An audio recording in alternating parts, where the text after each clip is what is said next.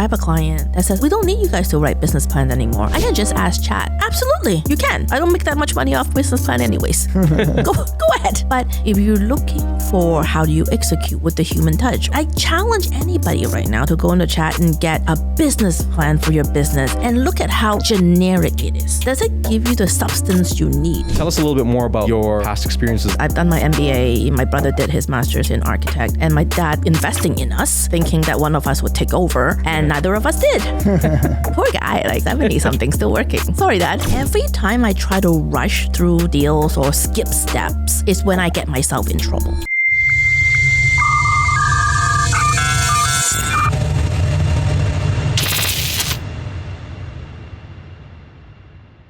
Welcome back, guys, to the Marketing Department podcast. Today, we are here with Agnes Land from Change Connect. Agnes, welcome. Thank you. Thank you for having me. Absolutely. We're super excited. Lots to unpack here. Of course, we've known each other for a very long time.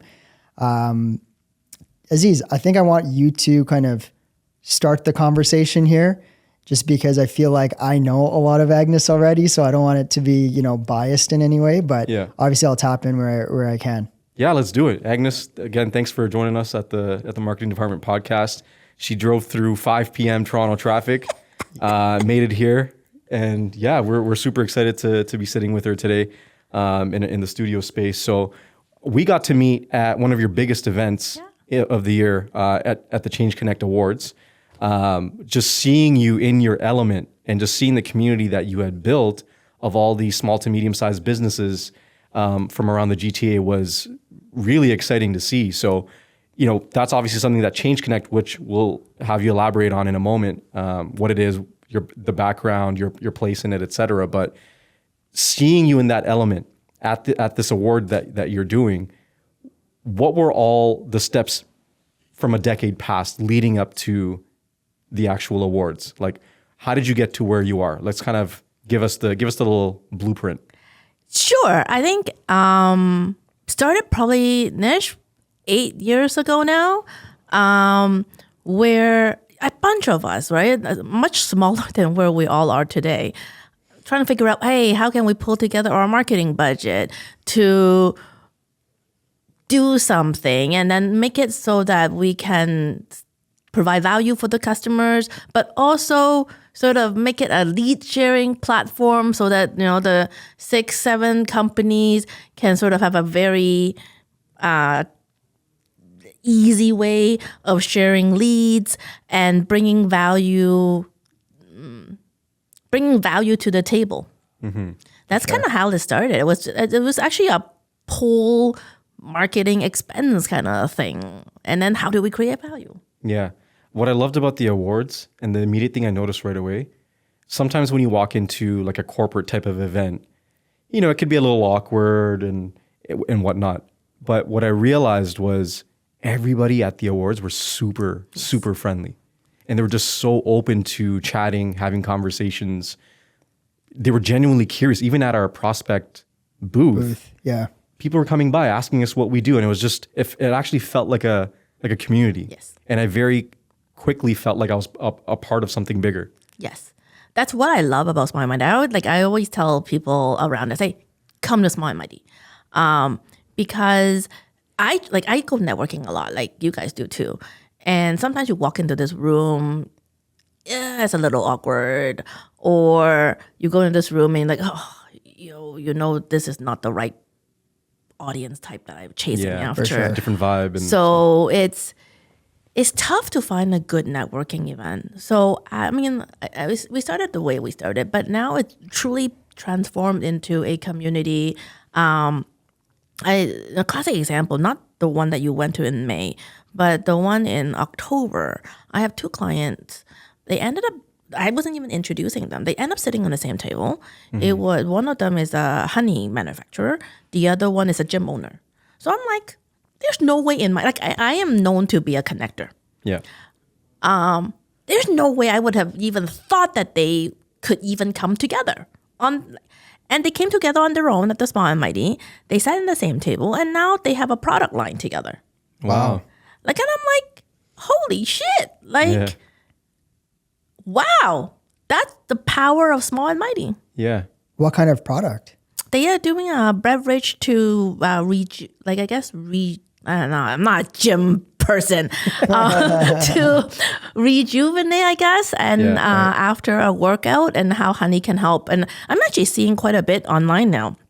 Now I'm actually looking into the product of how you can drink honey to rejuvenate your energy. Even I'm a big hockey mom, so like how you can drink it during the hockey game to keep your energy up.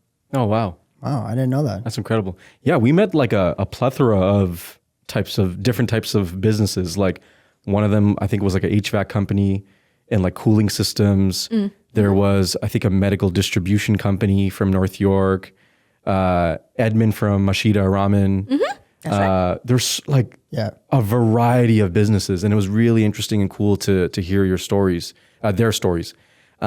Speaking of stories, so tell us a little bit more about like your background. How did you get into management consulting or even business? Like, what is it about your upbringing, let's say, or past experiences that brought you to this professional career path? I would say that I think I've always, in the back of my mind, knew that I want to be an entrepreneur. I came from a family. I'm still, I guess, in the family. My dad is a GC, so and I come from a family of entrepreneurs. My cousins are engineers, so actually it was very like my whole families are engineers. So it was very easy from back in school you go into engineering because by default, if no one gave me a job, at least my dad would give me a job, right? So, the story goes there. Actually, my dad put me through school and then put my brother in engineering school and put my brother through, I don't even think you know this, through architecture school because he have a GC. And both of us, I've done my MBA, my brother did his master's in architect, and my dad keep investing in us, thinking that one of us would take over, and neither of us did. Poor guy, like 70-something, still working. Sorry, Dad. Wow. Wow. And you went to Harvard for a little bit, correct me if I'm wrong? I am quite the scholar. I spent some time in Harvard. I spent some time in Stanford. Right. I'm in the world of education, right? Like retraining, training. Yeah. And I believe that people need to be constantly stimulated. Forget about the actual training content. I always say if you're coming to Change Connect for sales training and you're chasing after content, please go Google yourself. Because there are so much involved in getting the experience or, talking about real life cases and the pure learning aspect of it and the constant need to improve amongst, a safe setting. So that in itself is rewarding on your own because you're not.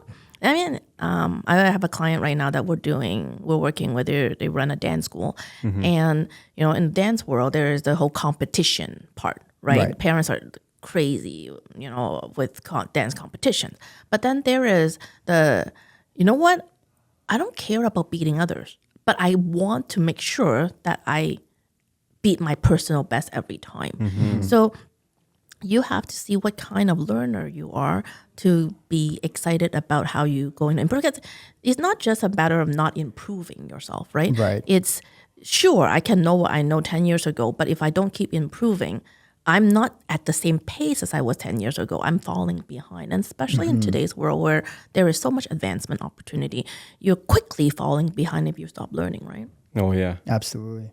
100%. In terms of, we've mentioned Change Connect a few times already during this conversation. For people that are listening and they don't know what Change Connect is, we've mentioned management consultancy, but can you elaborate a little bit more about what is Change Connect? How does it help businesses? And then thirdly, what types of businesses can benefit from Change Connect? Sure. Change Connect is a management consulting firm. We specialize in rev gen or revenue operations. So whether that is, in short, is sales operations, people, process, technology, and strategy is what we're good at. And so we try to improve people's top line. And we have many different programs for that to include people's top line, whether it is figuring out, like that honey client that we just talked about. We're trying to work with them on a go-to-market strategy to China. Cool. Or sales training is a popular one because sales training is government funded. Or we're working with other clients around development, like, strategy around how they can augment their product and trying to find their best client type. I have hair. They are exclusive distributor for a hair product, and with this, I guess, a medical grade hair product in Korea, originated from Korea. They have the exclusive right here in North America. I need some of that hair for my own for my own head here. I didn't say anything. Agnes was thinking it. She just didn't say it out loud. Shit. Don't get me in trouble. And originally, it's their go-to-market strategies like radio ads or like Google ads, right? And when we walked in, we worked on their strategy. We're like, no, like your strategy here is, fuck, I didn't. Guys without hair, guys with less hair. We're like, the strategy here is because you're such a small potato at the moment, right? So the strategy here is actually to work with transplant clinics and med spa because it is medical grade. Right. So can we work it out with the acupuncturists, like people that actually go to acupuncturists for hair loss or transplant for a hair loss, and have them carry it as an exclusive pre-treatment and post-treatment line? Got it. Smart. Yeah. So that's an overnight, because of this particular strategy, they grew. Right. And they spend much less in ad spend. It's more targeted. Those people are already investing into their aesthetics. Yes. They've made a decision. And this is not cheap too, man. One of those bottle of shampoo, kudos to them. Like, it's like $180. And I'm like, Wow. who the hell? But you know what? It works. Like, I'm using it right now, as you guys can see, full head of hair. So let's just plug their name right now and get a few free bottles. How about that?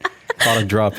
So it's rewarding for me too. Like when you have that type of it's easy for us to talk about after everyone would know to do that, right? But it is a discovery to figure out if this is the right strategy for somebody, right? So that keeps me going. Like it's you get one of them, and not every case is a slam dunk, but when you have cases like this, or when you have cases where, oh my God, like that is the way out. Like when an entrepreneur don't see, or our sales department have been doing the same thing over and over again, and they don't see another way. And when we come in, we're like, well, this is how the other like sectors are doing. And they're like, what? Like crazy. So I quite like it. Yeah. I'm a problem solver. So How often do you see like business owners, companies, organizations kind of coming to the table with sales related issues and then saying stuff like, well, we need more revenue, or we need more sales today, tomorrow, whatever it is. But they're jumping like steps, you know what I mean? And they're often like going from step 1 to 5. Yeah. Whether that's like, okay, I'm gonna go out and hire a salesperson, for example. But before you go hire a salesperson, there's 5 steps before that you need to cover. Correct. Right? Training and sales playbooks, documentation, et cetera, right? Like you need to have these things kind of covered before you can go into hiring effectively, efficiently, right? So my question is that like, how often do you see that happen day to day? Well, you have different type of maturity in organizations, right? Yeah. In my sort of, below $5 million revenue zones, you see that quite a bit. Right. Because the owner, they might or may not know how to do sales, right? They are a brilliant product developer, or they are a brilliant relationship builder.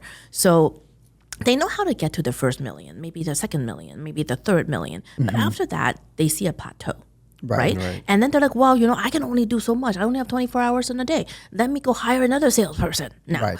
And the ability for them to sell is not the same ability for them to manage. And sometimes as an owner, my sales team always make fun of me. They're like, oh, it's easier for you to sell because you're an owner and, you carry so much more weight and you can give them advice right on the spot. And I don't think so. I think don't forget I'm an engineer by trade. So I am very systematic. Right. And Nish knows. I'm like, I have to do this before I do this. Like, there is actually a playbook that I follow.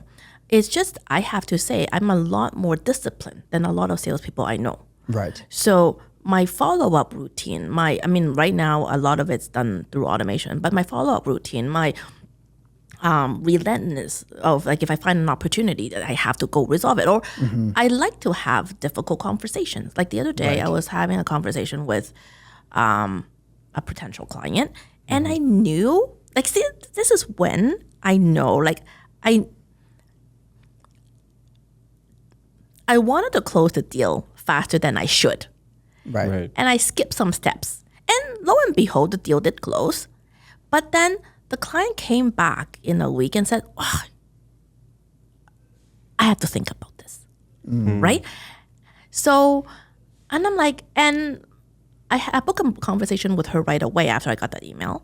And she was still willing to take the call. So I'm like, okay, right. I can recover from this. Yeah. Talk to her, and I right away in that day, and when I saw her the next day, say, hey, I skipped some step. This is what I skipped in my sales process. Right. Was it because of this that you are uncomfortable with the deal? She's like, absolutely, Agnes. Wow.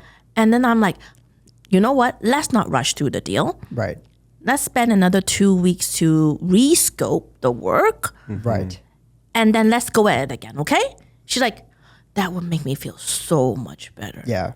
So, and every time I try to rush through deals or skip steps is when I get myself in trouble. Right. So that's why I'm actually quite systematic. Like some of my guys, they're like, oh yeah, Agnes, man, they were asking me for a proposal already and I only saw them twice. I'm like, as long as you follow the playbook to a T and they've shown you advancement criteria, I'm totally good with it. Send it after one day if you want. But if you think, and if you skip step and you smell that they're just fishing, then dude, like you're getting to a no faster. Why do you want to get to a no faster? Right.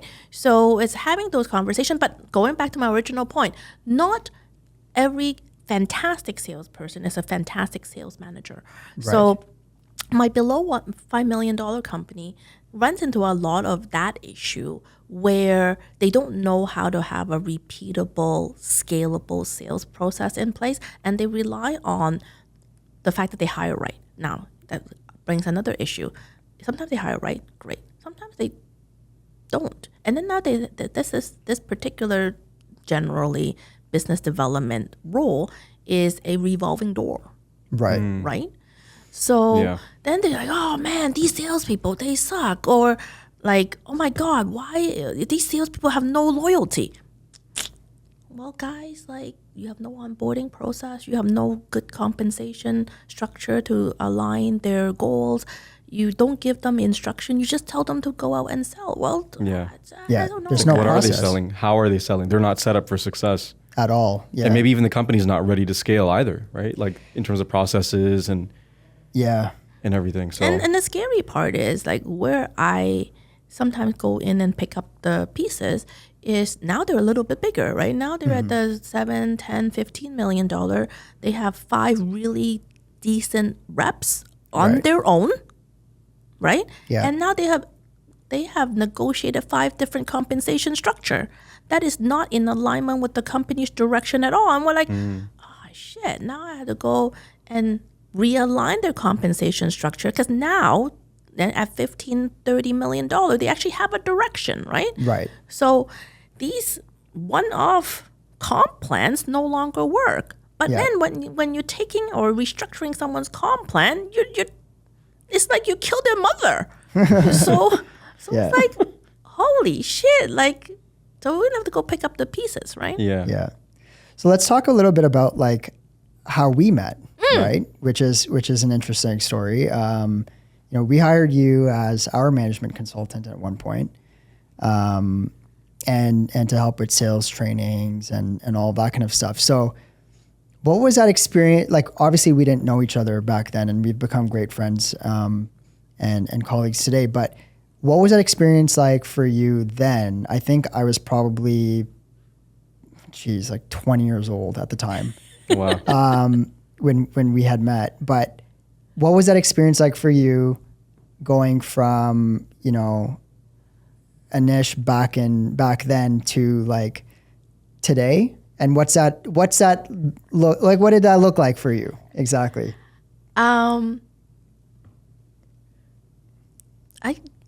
Maybe 10, definitely over 10 years ago. It was over 10 years ago. For absolutely sure. Over 10 years ago.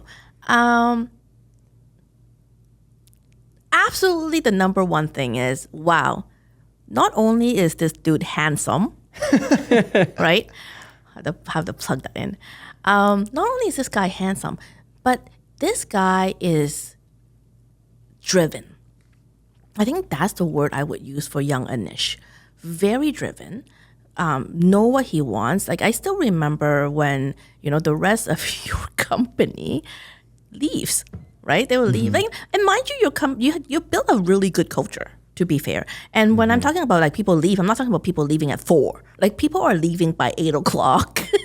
And then I'm like, Anish, what time are you leaving? I'm still going to be here for a while longer. I'm like, yo, go eat or something. Like, go do something with yourself. Yeah. But you find this is your passion. Like, you want to be at the office. You want to continue to work at, tinker at the thing, or you want to keep working on that marketing strategy, or, deliver on your promise with your clients. And so I have all the respect for young Anish. Thank you. Nothing's changed, by the way. Still eating at like 1 a.m. No, okay. No, so seriously. still up late. Like, we're still, that's something we're getting well, better and going at, to the gym at 6, right? That's the other thing I was talking to Anish about the other day, right? Going to the gym at 6. And I'm like, yo, dude, man, I don't know how you do it. I can't. I mean, some days it's like 7:30, but still, like. Yeah, no. Aziz and I share like similar kind of. We have like parallel lives. Yeah. So as you know, my daughter Naya was born now 15 months ago. Aziz had a kid like he's a year 4 next months. month. Yeah, like literally 4 months after we did, 3 months after we did. And so our lives are quite parallel. Obviously, Shiv as well from Prospect, who's the director of operations, and like we live such similar lives right now. It's crazy, right? Yeah. But I think like the one thing that I remember from back then, specifically about you, was like you're very much so like a tough love person, So like when Agnes is like laying it down, like she's like, listen, it's either you do this or you do that, but you got to choose one, right? Yeah. And you have to choose it like pretty soon, because there's certain things like we're talking, sales, whether it's in sales or it's like your organization as a whole, like you have to make these decisions. You have to make them effectively, right? And so why not do it with stuff that's like more that's data backed, right? For sure. She has the data. She's giving you the playbook. Why not put it into place? And then young Anish would always, be like, well, Agnes, listen, like I want to do this my way, right? Now I know better, but back then I didn't. But anyways, it's been an honor to obviously, get to know you over the years and stuff like that. So that's been great, of course. But, that brings me to today, right? So which is, you've taken Change Connect to this like extravagant business. You've got a team, you've got amazing clients. Everyone knows you. I went to an event recently with Agnes, and I'm like, Agnes, how do you even know how do you remember these people's names? Like by name, she knows these people, right? And it's astonishing. So like, what I want to know is like, how did you, because I'd like to get better at this personally. So how did you become this like connector, right? Like I said, everyone knows you. And if they don't, they know of you. Let's talk a little bit about that. Oddly enough, everyone thinks I'm this extrovert, because at certain events, depending on what is my role, I act larger than life. But I am actually like tested. I'm an introvert. Right. So I am just good at my job. Fair. I'm just good at my job. But the other thing also is because I am an introvert, I feel like I try to get to know you better, like one-on-one. Like I might act a little bit more awkward, like aside from it's my event, or if it's an event that I know the organizer, or like I'll meet you there, or someone was like, hey, Agnes, man, you gotta know this person. And you know what? Let's spend 30 minutes to do a proper meet and greet. Right. And then based on that, I'll be like, okay, you know what? Okay, I know somebody that needs to know you. Or, okay, I think there's a business opportunity here. Let me connect you. Because I truly do have people's best interests at heart. Right. And, I'm not young anymore. Like, I'm not going out fishing for just anybody to meet, right? Yeah. The people that I know are people that I actually care about. Right. So now I'm like, oh, you know what? Let's say I meet a soda can company, and I'll be like, you know what? And they need a marketer. Right. Okay, you need to meet Nish. Let me make an introduction right away. Right. So, and that's how I've been able to sort of grow my network too. Because aside from just being a salesperson, which I think is a byproduct of the idea that I just want to help. And then if business comes. Right. If business doesn't close, well, there's other pieces of business. I'm not desperate for business. So as long as I try to help and I'm genuine about the people I'm helping, I find that my network keeps growing. I love that. Yeah. As a connector, as a catalyst, as a business owner, but also sounds like, you obviously value family and connection as well. What do you feel like is your higher purpose? Oh, that's such a loaded question. It doesn't have to be, but just like what is your why? See, I've been thinking about that. I've been actually thinking about that quite a lot. So we have a new company mission that we developed in 2025, and it is to help 5,000 small mid-sized businesses by 2030. Wow. And we've actually picked it, because if we're just chasing after revenue, I don't need 5,000.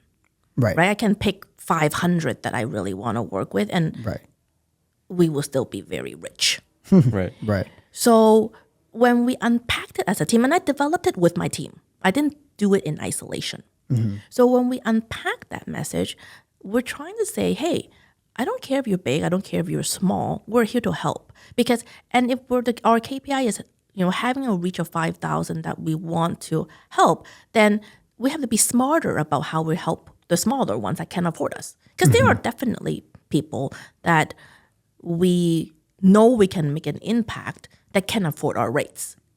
So is that in pro bono, certain application intake style, or is it we work with the government a lot to help with small mid-sized business, where government funded, actually municipality funded program help pay for our fee, and they actually apply for mentorship through government programs. Right. And is it just putting cohorts together so that we're helping 10, 15 at once, so that we can help as many as possible. So we're as a group, we came with that number. We have strategy around that number of how we want to do it. And it's actually is not revenue driven. It's helping people to be like our face around the office is, I want to leave a presence where if I met you today and let's say you go away tomorrow, I still leave you in a better place after that we have met and we've had a conversation over, we want to make an impact inside, whether that is a client, whether that is a startup meet on the street, whether it is down to an employee, right? Hey, you know what? There's a conversation lately in the office around, are you going to be a lifer? I'm like, yo, dude, this is the 20th century. No one's lifer. 21st century. There's no one's a lifer. So, but there are still lifer conversations at work. It's very cute. But whether you're with us for a year, whether you're with us for 5 years, whether you're with us for 10 years, I just care that at the end of that tenure, you're in a better position than when I found you. For sure. Love that. And I think that's been something that like you hold true to yourself, like since day one, right? Like that mission of yours hasn't changed at all. Like ever since like I said, I've known Agnes, it's always been about like, you know, I just want to help, you know? And so it kind of brings me to my next question, which is like, when you're helping these businesses, where do you find joy? Like, is it with the small business where you take them from like zero to one? Or is it the businesses that you take from 1 to 80? Or is it the businesses that you take from 80 to exit? You know, like which ones is it? I think the one that I find the most impact right now is the 5 to 30 or 5 to 80. Not that I don't love helping micros, and I think we make great impact in micros, but realistically, they have limited budget. Right. Let's say if I want them, if I find them a niche in going to market in Japan, right? It's you know, whatever product line is really necessary in Japan, and you know, as long as we get the logistics figured out, there is actually an opening there. Right. They just can't afford it. Yeah. Like It's true. they just can't afford it. So lately, we've also been networking with a lot of bankers or B-lenders just to also help the client with some funding opportunities as well. That's why we started a grant writing department as well, because that will be, you know, especially with the export, at least there's some government grants available for that, right? For sure. Yeah. So, yeah. So it's not that I don't want to help. Is now we find these niche and they can't act on it. Do you think that, because I feel like we find this a lot in the companies that we're working with, right? The ones that are extremely small, like I'm talking, you know, whether it's a mom and pop shop, you know, under 3, 4 employees, under $1 million, maybe 1.5 in revenue. These companies often, they haven't fallen flat on their face yet, right? And I feel like they almost have to make those mistakes to even realize how much they need you, right? And need us as marketers. So like, I'm really curious to kind of bring this back like full circle right now and just and ask the question right out. It's like, we're marketers, right? Everything we think about is from a marketing perspective. And then, you know, there's conversations you and I have had and I know like on the phone as I'm like excited and talking to you, you're like, okay, Nish, calm down, you know, let's talk about this from a sales perspective. I'm like, no, marketing. Let's talk about it from a marketing perspective, right? But obviously our two sides need to coexist, right? Of course. And they do coexist. How do you think, where's that line? You know, that line in the sand where it's like, okay, this is now a sales conversation versus a marketing conversation, because they're like the lines do get blurred sometimes too, right? Revenue generation is something that we do. Absolutely. But it's also very different from what you do, right? Correct. And I tell the client all the time, I'm like, we do rev gen, but I don't do marketing.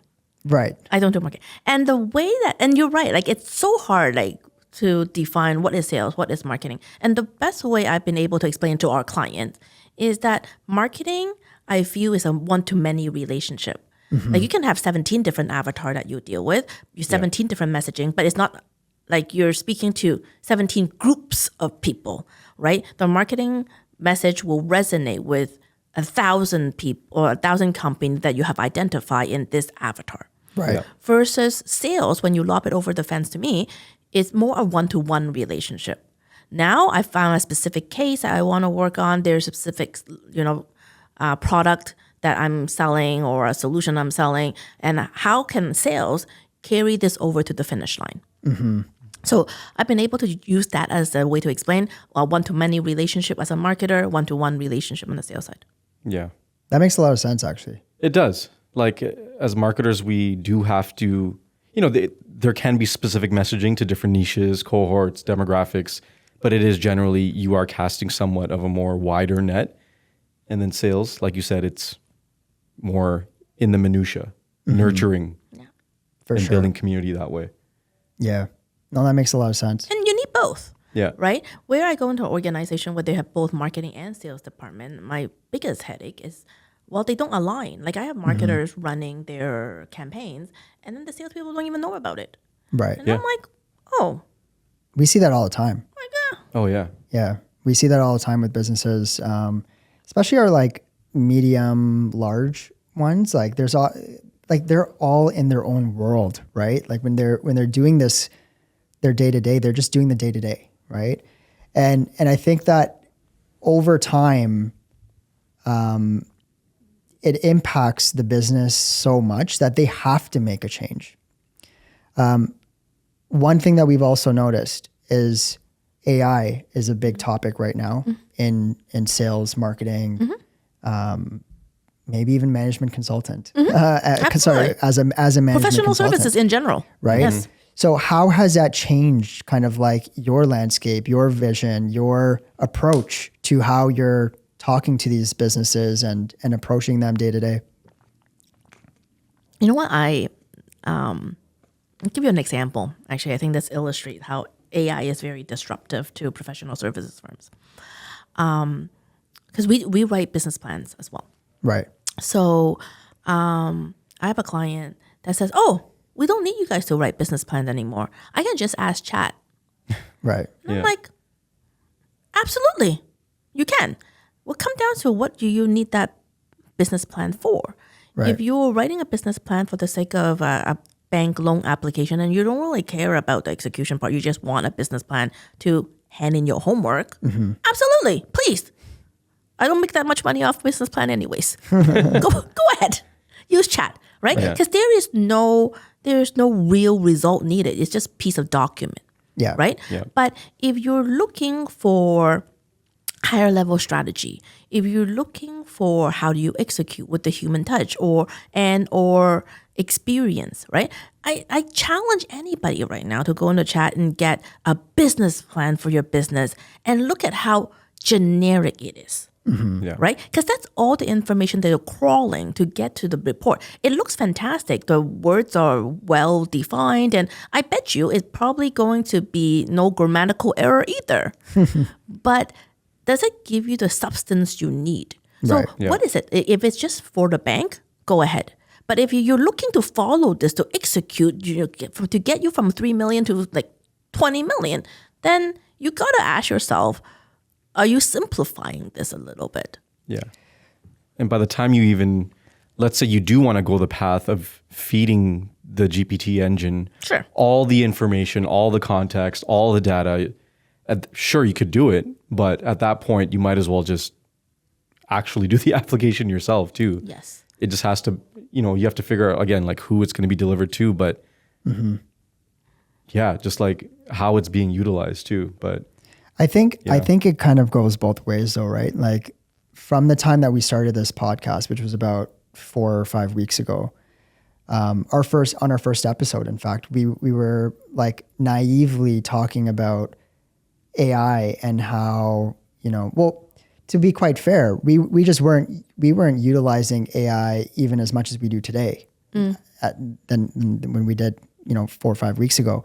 And so I think a big part of this conversation, as we had said then, is like the average person using ChatGPT or equivalent is not a prompt engineer. No. Right? And They they're not haven't even unlocked using it. AI properly. They're not yeah. unlocking all the possibility. So I Exactly. love AI. So don't get me wrong. I think the learning and the training and the retraining of AI is what make AI engine more powerful. Like Yeah. we go to organizations where we're actually building like proposal bots for clients. Right. And I said, I can build you a bot and get you 60% of the way there. And I know, like, you see these engineering consulting firms super happy that their engineers are not spending time to write the proposals anymore, cut their time down by 50% even. Right. Super happy with the product line.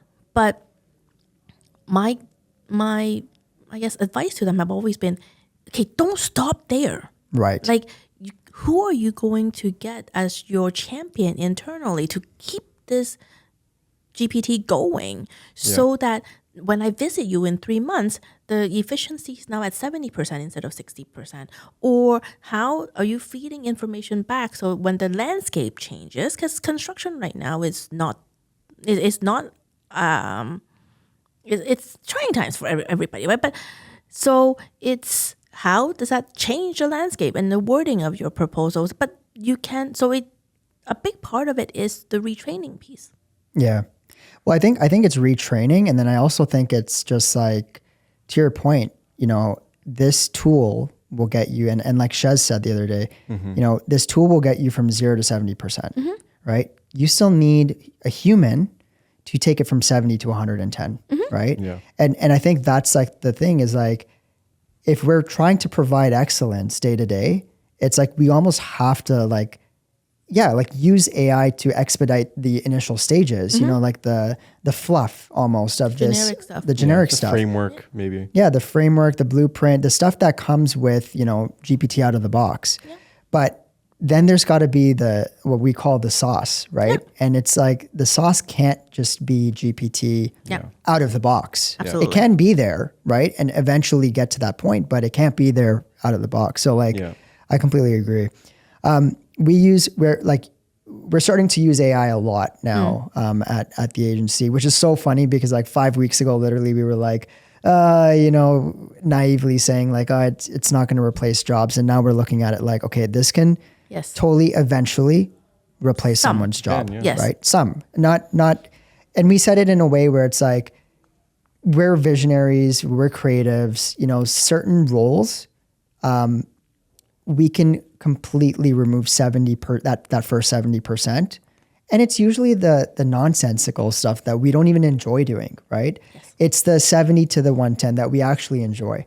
So it makes sense for us. We're starting to kind of incorporate more into our day-to-day.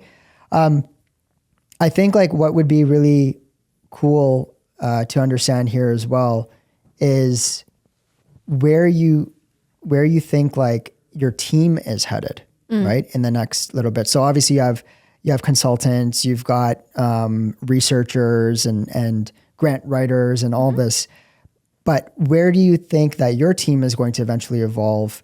And not saying that, you're going to replace someone with AI, but I'm just saying like, what's their progression look like, say 10 years from now? Absolutely. Like right now we have quite a bit of researchers. Right. And grant writers. And if you think about it, we can actually bring that number down. Like our grant writing team is already using, like they build a bot for each grant that we normally write already, right? So that you're right, get us 70% of the way there. And then the rest is feeding back the successful or unsuccessful applications and really refining what that look like. So we're already finding efficiencies through having bots. And I'm not rejecting it by any means. Like we're definitely embracing it within. The 70% of the way there, I actually agree. I absolutely agree. I think that's actually where it is right now-ish. Unless I have a mentor actually. He dumped 30 years of email into his chat. Wow. And that bot sounds like him. Right. Writes like him. Reacts like him, right? But it was an investment that him and his wife was willing to do because they are like both feet in, right? And I have not seen anyone else gone through that extent. Yeah. Right? Yeah. So if you're going to do it, that's how you do it. It's true. Like jump in with both feet. Yeah. I absolutely think that we can be leaner, which speaks to, profit margins and speaks to efficiency, speaks to learning too, right? You want to be able to reinvest in your people to do that 70 to 110%. And that's, the three of us know that's the fun part, right? Who wants to be reformatting tables? Who wants to be copying and pasting table from one place to another? Exactly. Like no one wants to do that in the first place. Yeah. Right? It's like at this point it's archaic. Yeah, seriously. And like for us, like when we build websites or we're doing search engine optimization or even on the experiential side, like it's like the stuff that we hate doing is a mundane, tedious work, right? It's the stuff that we can do with our eyes closed, Yes. but we hate doing it. It just takes up time. It's a time waster for us, right? And our time's expensive. Exactly. So. And so I think clients like are also realizing that, hey, your time's expensive. And they love that, you know, now that we're starting to like utilize AI more and into our business model, like through automations, through ChatGPT, through like all these different tools, like they love that we're more efficient, because then that means we're actually taking more time with their actual work, you know, and not just like the nuances of it all. So it's been a unique, like not unique, because I feel like there's many other agencies and companies out there that are doing it now, but it's been unique for us in that sense, where we're like, you know, we're learning the breadth of what AI can do, and it's amazing. And I feel like we're just scratching the surface. Well, in the professional service community, one of the questions that's very hot topic at the moment is, well, if we don't bring knowledge to the table, because you can ask chat that, then what is it this community bring to the table to begin with? Right. It's a very hot topic. And, you know, you can talk about expertise, you can talk about experience of all that, but how AI is going to change the landscape for professional services firms? Like, a lot of times what I'm hearing is that chat writes better code than most coders, right? Right. Yep. So if you think about the coder perspective, man, like how many coders are you going to replace? So yeah, it's so funny. We talked about this, like visual coding and everything. Yeah, it's called like vibe coding. There's so many different like companies out there, and one of the things that, and I've tried it, like we, you know, for firsthand experience. But again, you have to almost be a prompt engineer, right, to get it right. So like, for example, I had an app idea, random, you know, Tuesday night, 2 o'clock. 2 a.m. idea. Yeah, 2 o'clock in the morning, and I'm like, okay, I'm gonna build this right now. So like I typed in vibe coding app, came up with a bunch of things. I'll plug the name right now. It's called Lovable. Yes, right. I saw that those Did ads. You? Yeah. So love. Yeah, very big market right now. Anyways, so I go on Lovable. I paid $100 for the credits or whatever, and I'm like, okay, build me a system that does X for this kind of client. I'm not going to give away my app idea. So build me a system that gives that is for X kind of client and does 1, 2, 3 in this format, right? Go. And it's like, and here's the thing, in their like marketing, that's what it says it's meant to do. Okay.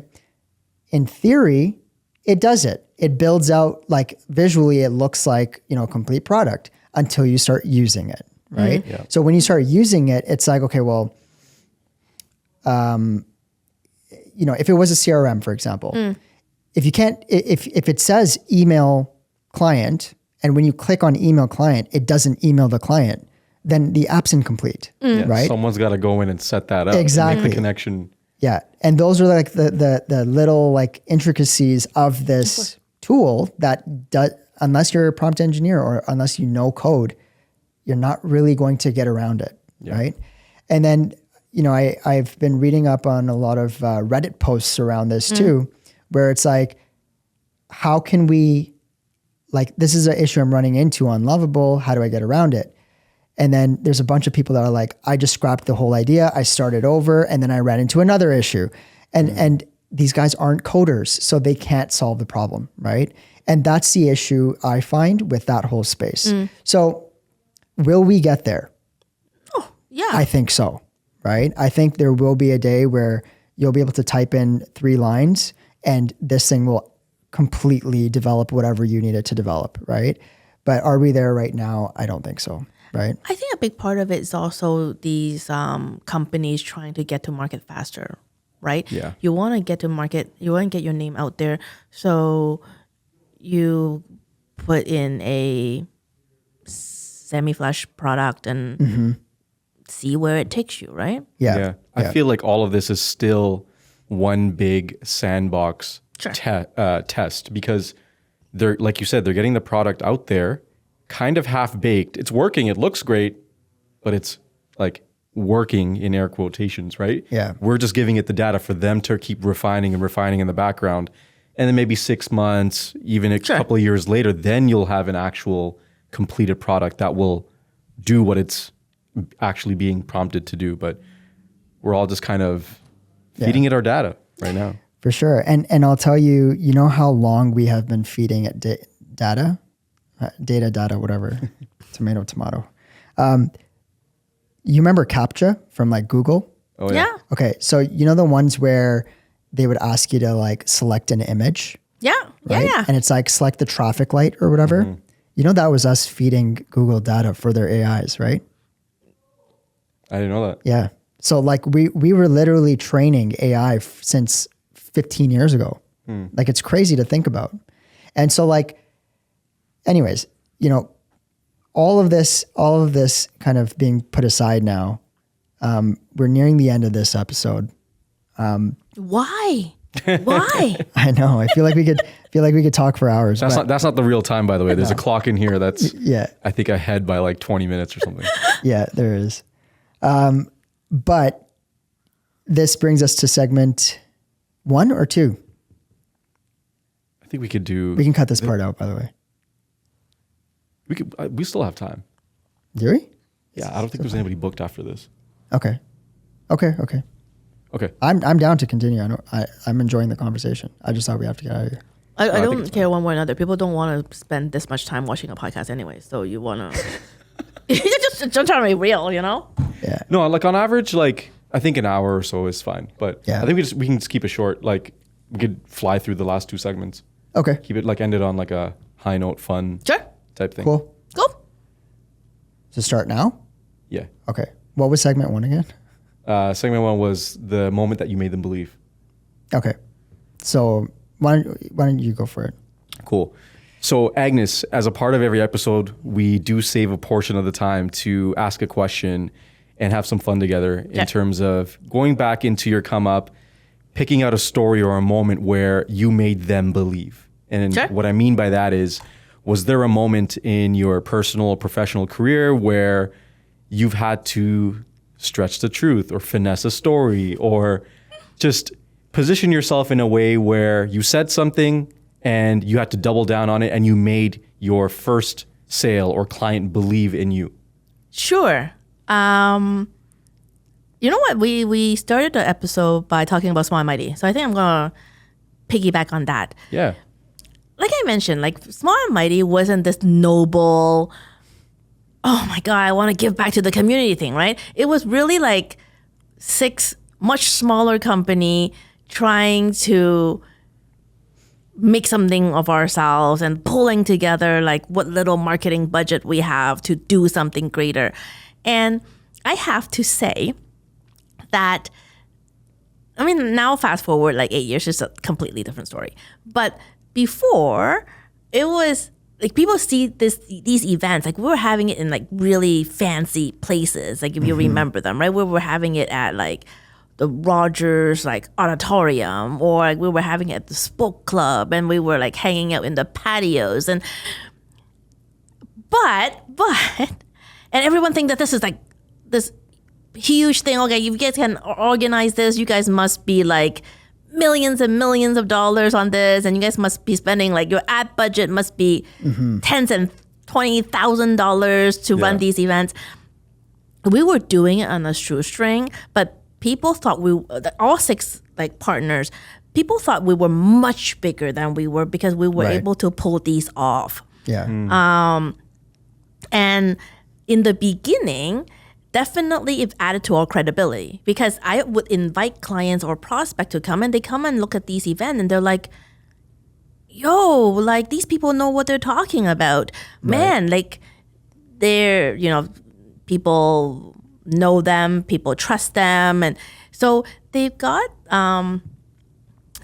so, you know, there are organization now where they look into Small and Mighty and much bigger organizations. They're like, oh, Small and Mighty is a competitor. I'm like, Small and Mighty is a competitor. Like, it's a side gig for us. Like, it's a fun thing for us now. And I'm like, oh, you people.